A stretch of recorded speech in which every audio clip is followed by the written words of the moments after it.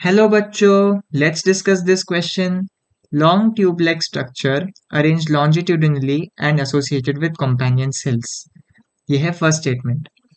Second statement है end wall perforated in a sieve-like manner to form sieve plates. Question है which attribute of phloem is described in the above statements? A. Sieve tube elements. B. Companion cells. C. Phloem parenchyma यदि trachid. सबसे पहले तो tracheid नहीं हो सकता क्योंकि वो जाइलम का पार्ट होता है। अभी बचे तीन ऑप्शंस एबीसी में से हम कुछ सिलेक्ट करते हैं। इस क्वेश्चन को सॉल्व करने का की कॉन्सेप्ट है फ्लोएम के कंपोनेंट्स को पहचानना और उनके डिस्क्रिप्शंस को जानना। यदि मैं यहाँ पर एक फ्लोएम के सेक्शन को ड्रॉ करने की कोशिश करूँ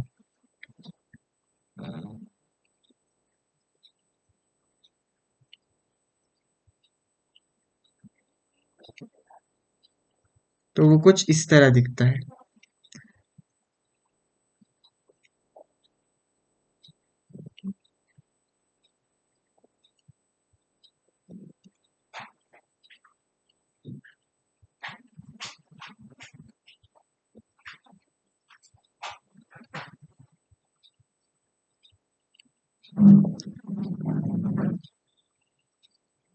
और यहाँ पर फिर से ऐसा।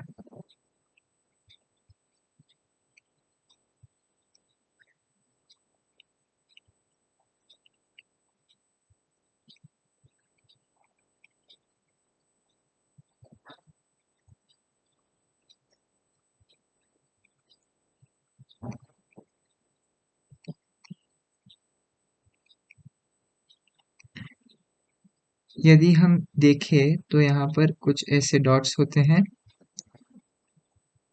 और नीचे भी, और कुछ साइटोप्लाज्म के ऐसे स्ट्रैंड्स होते हैं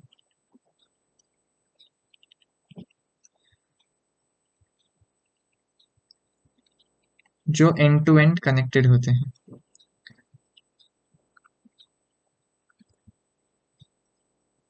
यदि हम इन्हें लेबल करें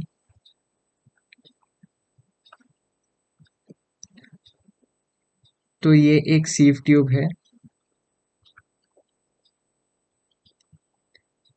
ये एक सीव प्लेट है, ये एक कंपेनियन सेल है और ये फ्लोएम पैरेन्काइमा है।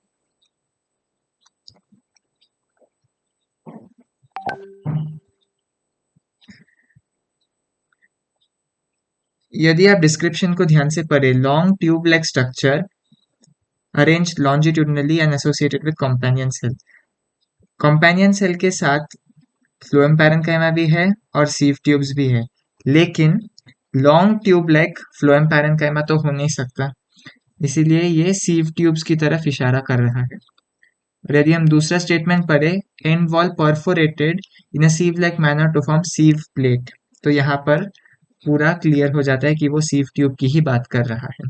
तो ए सीव ट्यूब सही, companion cells, phloem parenchyma, tracheid गलत है।